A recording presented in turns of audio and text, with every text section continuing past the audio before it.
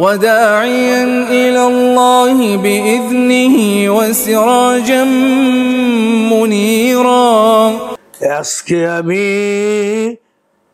হিজরি চতুর্থ বৎসরের ঘটনা প্রসঙ্গে আলোচনা করব।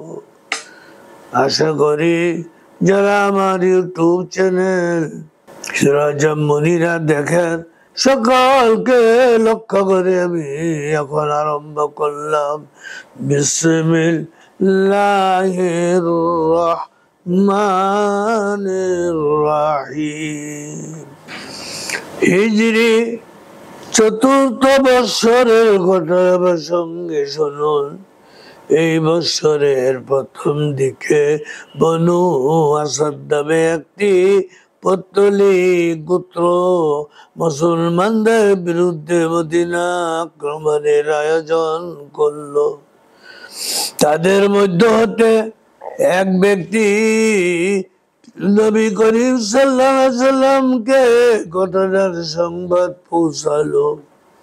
প্রিয় নবী মুহাম্মদুর রাসূলুল্লাহ সাল্লাল্লাহু আলাইহি সাল্লাম হযরত আবু সালমা রাদিয়াল্লাহু আনহুর নেতৃত্বে সেই গোত্রের প্রতি একটি বাহিনী প্রেরণ করলেন।